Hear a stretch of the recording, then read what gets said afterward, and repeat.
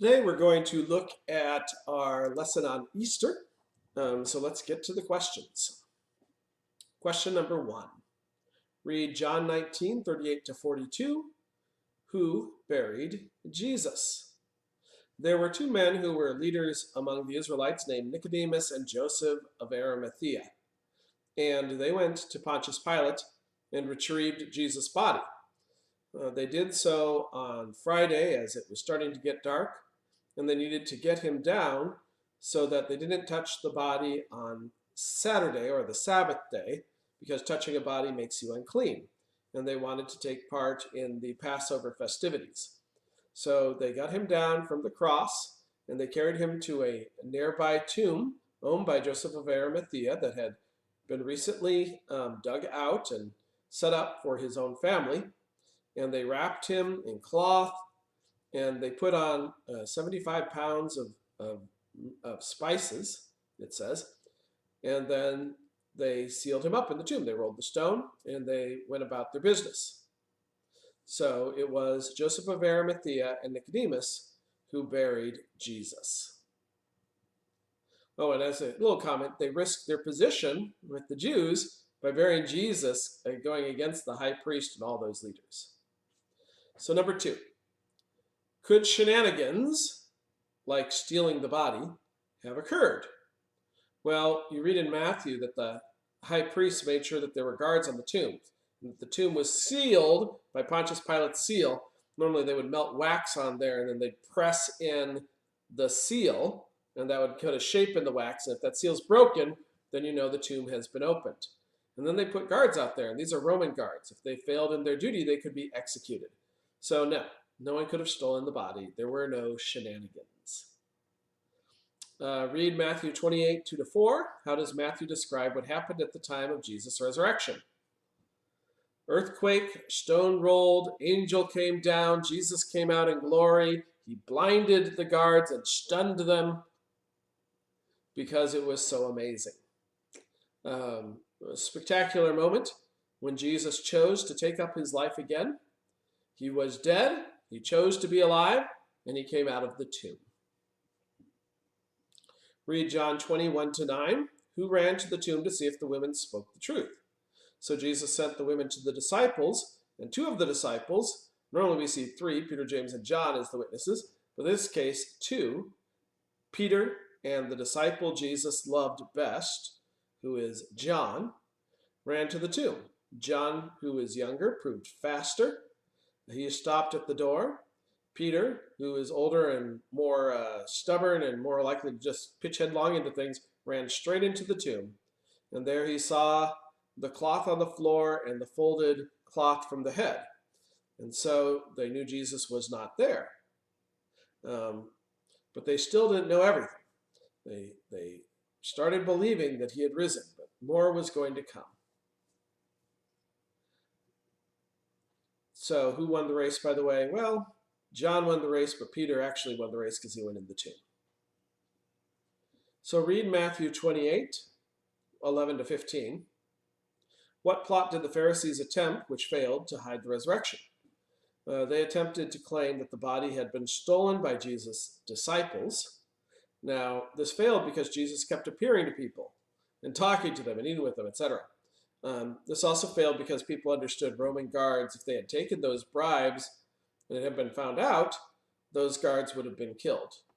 So they were willing to take the bribes to tell a lie later, but they, at the time, had to make sure that their bosses didn't think they failed in their endeavors. Number 6, read Luke 24, 13 to 27. What reason did Jesus give for his death and resurrection?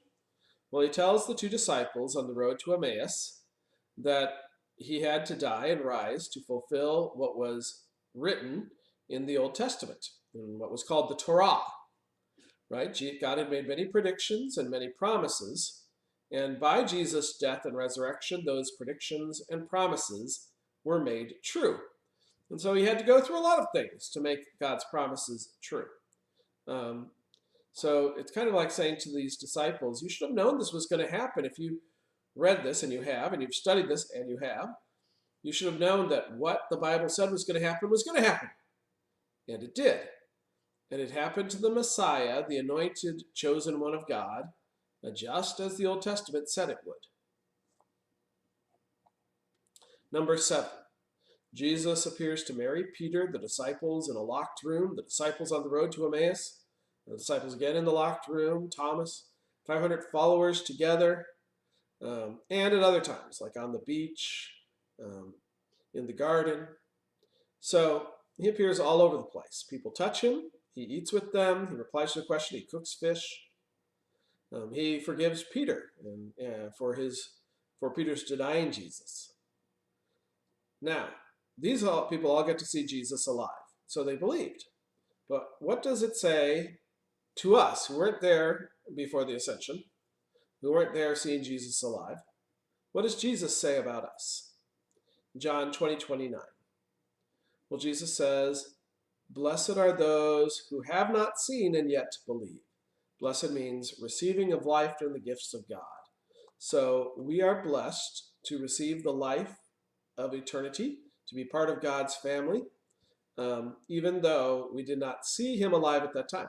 He does come to us in communion, in his body and blood physically. He does send the Holy Spirit to us to live in us, so God is with us, and he always dwells with us, but we don't get to, grasp his hand, put a finger in his holes, that sort of thing. But we still believe, and so we're blessed. 1 Corinthians 15:20. What does it mean that Jesus is the first fruits? It means that because Jesus rose, and that's a reality, we know the promise of God that we will rise is also a reality. And we can look to Jesus rising and be assured that what God said would happen will happen, that all who believe in him will rise too. So, number 9, Jesus says the sign of Jonah is the proof of the truth of what he taught. What does this mean? Well, Jonah was in a fish for 3 days, and Jesus was in the tomb for 3 days. And Jonah was coughed up out of the fish onto the beach, and Jesus took himself out of the tomb alive. So the sign of the resurrection is the one that proves everything Jesus did and everything he said was true.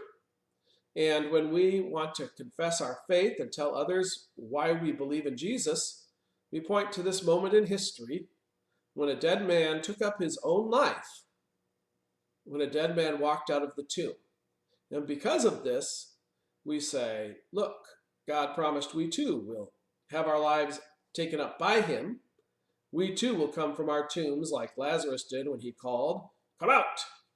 And so Jesus' promises are true. So the sign of Jonah, the resurrection, is the proof that we use when we talk about our salvation. Thank you much.